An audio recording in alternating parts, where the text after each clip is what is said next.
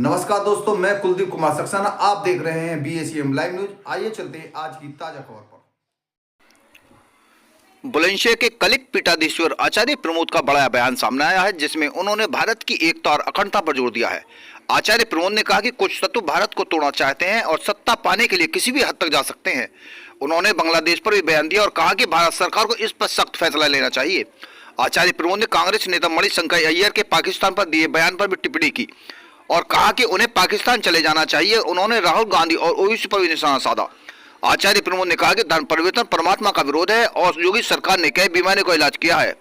बुलंदशहर से कुलदीप कुमार सक्सेना की रिपोर्ट। शाश्वत है वही सनातन है, जो सत्य है वही शाश्वत है, जो शाश्वत है वही सनातन है और सनातन कभी मिटेगा नहीं। मैं इनका बिल्कुल कहता हूं, क्योंकि दुनिया के जितने भी धर्म हैं, जिस तरह अतुल कृष्ण जी ने एक बात छेड़ी कि वो धर्म नहीं है, मत हैं, संप्रदाय हैं, समाज हैं, एक इशारा किया, मैं उसको पूरा करता हूं कि दुनिया में जितने भी धर्म हैं उन्हें हम धर्म क्यों नहीं कह सकते? उन्हें मत कहा गया, संप्रदाय कहा गया, समाज कहा गया, ऐसा क्यों? मैं उसके आगे की बात बताना चाहता हूं। उन्होंने इतना विषय उठाया, मैं बताना चाहता हूं कि वो धर्म क्यों नहीं है। क्योंकि धर्म वो है, उसे धर्म कहा जा सकता है जो कभी मिटता नहीं है। और जितने भी दुनिया के ये कहे जाने वाले धर्म हैं, ये मेड बाय ह्यूमन हैं, आदमी के द्वारा बनाया गया है, और जो आदमी के द्वारा बनाया गया जाता है उसका मिटना तय है, क्योंकि आदमी का मिटना तय है। सनातन किसी व्यक्ति ने नहीं बनाया। जब मर्यादा पुरुषोत्तम भगवान श्री राम धरती पे आए तब भी सनातन था। योगेश्वर भगवान श्री कृष्ण जब धरती पे आए तब भी सनातन था।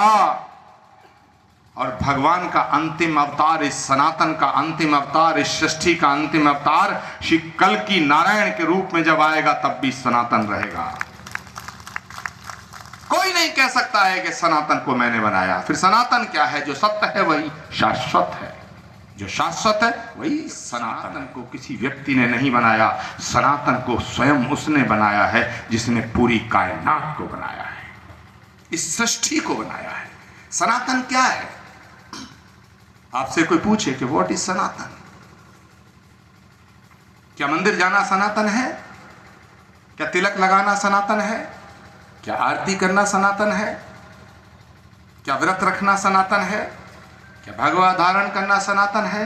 तो सनातन क्या है? गंगा नहाना सनातन है? वेद पढ़ना सनातन है? श्रीमद् भागवत करना सनातन है? कथा सुनना सनातन है? संन्यास धारण करना सनातन है?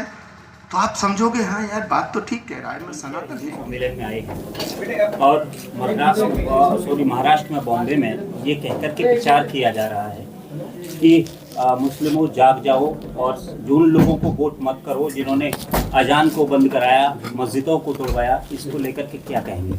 अभी से चुनावी मुद्दा बन रहा है। देखिए, हिंदुत्व कोई चुनावी मुद्दा नहीं है। हिंदुत्व का जागरण, सनातन का जागरण भारत के भविष्य के मार्ग को प्रशस्त करता है। भारत एक महाशक्ति बनने के पथ पर है। भारत के प्रधानमंत्री नरेंद्र मोदी जी के नेतृत्व में आज पूरी दुनिया भारत की तरफ देख रही है। और इन परिस्थितियों में, और ये कभी दुनिया के इतिहास में ऐसा कभी नहीं हुआ कि अमेरिका भी भारत को उतना ही सम्मान दे रहा है जितना रूस दे रहा है। ईरान भी भारत के साथ है और इजराइल भी भारत के साथ है। तो सवाल इस बात का है कि जब पूरे विश्व के वैश्विक पटल पर भारत अपनी ध्वजा को फहरा रहा है, ऐसे में भारत के भीतर कुछ राष्ट्र विरोधी तत्व हैं जो भारत को तोड़ना चाहते हैं, भारत को कमज़ोर करना चाहते हैं। इस तरह की सियासत कर रहे हैं। जिन लोगों को सत्ता चाहिए जो लोग सत्ता से दूर हैं वो किसी भी कीमत पर सत्ता पाना चाहते हैं। इसलिए भारत के भीतर भारत के टुकड़े करने का सपना देखना, भारत के टुकड़े होंगे, प्रधानमंत्री की कब्र खुदेगी, इस तरह की बातें हो रही हैं। ये तमाम शक्तियां जो भारत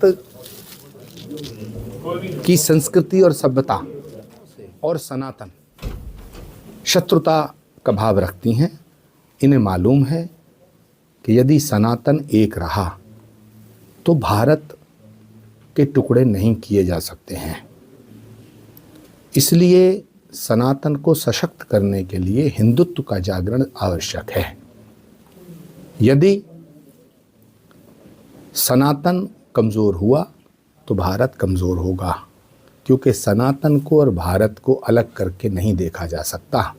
दुनिया के सभी धर्मों का, किसी भी धर्म का ओरिजिन अरब में है, किसी का यरूशलेम में है, लेकिन सनातन वो धर्म है जिसकी उत्पत्ति भारत की भूमि पर हुई। इसलिए भारत में सभी धर्मों का सम्मान है, लेकिन भारत का धर्म सनातन है। आचार्य जी, हिंदू सम्मेलनों का आयोजन किया जा रहा है, हिंदू जागरण हो रहा है, वहीं दूसरी तरफ बांग्लादेश में हिंदुओं का कत्लेआम भी हो रहा है। 25 दिन के अंदर 8 हत्याएं हो रही हैं, हिंदू महिलाओं के साथ बलात्कार हो रहा है, बच्चियों को रौंदा जा रहा है। आपको क्या लगता है, जो जिस तरह से देवकीनंदन ठाकुर ने सैनिक आक्रमण की बात की है बांग्लादेश पर, क्या बांग्लादेश को उसी भाषा में जवाब देने की ज़रूरत है? मुझे लगता है ये विषय, इस पर गंभीरता से भारत सरकार सोच रही है, लेकिन इंटरनेशनल इश्यूज पर हम अभी कह दें कि एकदम आक्रमण किया जाए तो ये मुनासिब नहीं होगा, ये प्रासंगिक नहीं होगा। भारत सरकार पर हमें पूरा भरोसा है, नरेंद्र मोदी जी पर भरोसा है कि उनके नेतृत्व में जब पाकिस्तान का इलाज करने के लिए ऑपरेशन सिंदूर और सर्जिकल स्ट्राइक जैसा फैसला हुआ, तो बांग्लादेश का इलाज करने के लिए जो बांग्लादेश जिसकी हुकूमत आतंकवादियों के हाथ में आ गई है, बांग्लादेश में जमहूरियत नहीं, बांग्लादेश की हुकूमत कट्टरपंथी आतंकवादियों के हाथ में आ गई है। इसलिए वहाँ हिंदुओं पे जुल्म हो रहा है। जितना जुल्म, जितना अत्याचार बांग्लादेश में हिंदुओं पे हो रहा है, उतना अत्याचार कभी इतिहास में नहीं हुआ। तो मुझे लगता है कि भारत की सरकार बांग्लादेश के खिलाफ कोई ना कोई सख्त फैसला अवश्य लेगी। लेकिन मणिशंकर अय्यर कह रहे हैं कि ऑपरेशन बंद करो और पाकिस्तान से टेबल पर बैठकर बात करो। मणिशंकर अय्यर का पाकिस्तान से बहुत पुराना इश्क है।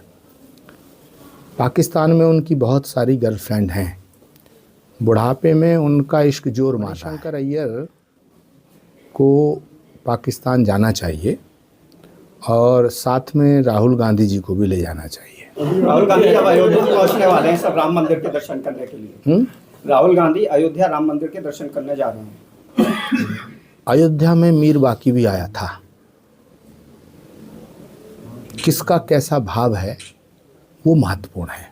भगवान भावग्रही है, क्रियाग्रही नहीं है। शास्त्रों में कहा है न क्रियाकृत न अपेक्षनात् ज्ञानवत। अयोध्या जाना या ना जाना ये महत्वपूर्ण विषय नहीं है। महत्वपूर्ण विषय है राम के प्रति है या नहीं है। हमारे यहाँ शास्त्रों में एक सूत्र है, प्रत्यक्षम किम प्रमाणम। प्रत्यक्ष को प्रमाण की आवश्यकता नहीं होती है।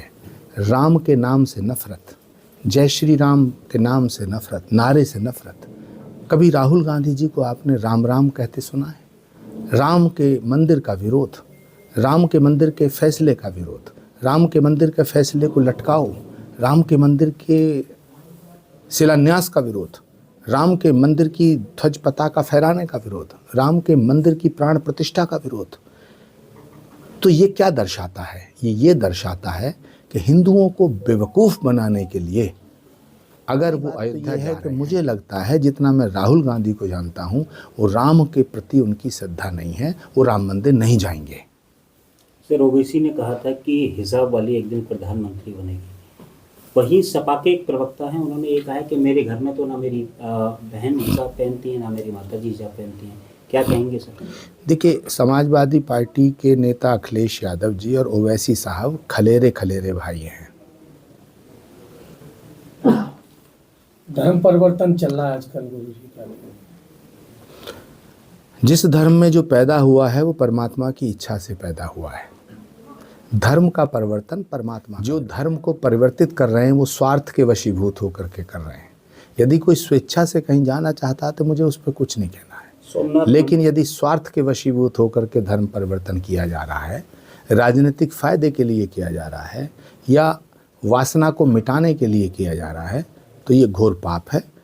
इसके खिलाफ कानून है और उत्तर प्रदेश में योगी आदित्यनाथ जी की सरकार है। बहुत सी बीमारियों का इलाज वो कर चुके हैं, लेकिन कुछ बीमारियां बची हैं, उनका इलाज भी उन्हें करना है।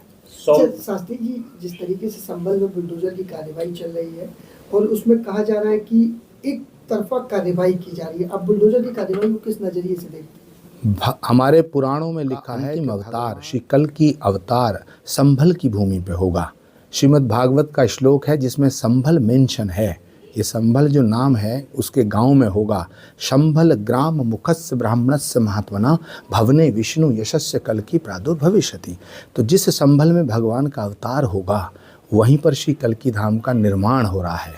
उसी संभल को सैकड़ों साल पहले रौंदा गया, मिट्टी में मिलाया गया। भारत की भविष्य की जो लाइन है वो संभल तय करेगा। इसीलिए संभल में जो बुलडोज़र चल रहा है वो कोई गुनाह नहीं हो रहा है। बुलडोज़र उन पे चल रहा है जिन्होंने गुनाह किया है। तो जिन्होंने गुनाह किया है अगर उन पे बुलडोज़र चले तो ये तो न्याय का विषय है। इसमें किसी को बुरा नहीं लगना चाहिए। बुरा तब लगना चाहिए जब किसी निर्दोष व्यक्ति को सूली पे चढ़ाया जाए। हिंदुओं के ऊपर जो जुल्म बांग्लादेश में हो रहा है वो तो निर्दोष हैं। संभल में किसी भी निर्दोष व्यक्ति के घर पे बुलडोज़र नहीं चला है, मैं दावे के साथ कहता हूँ। ठीक है, धन्यवाद।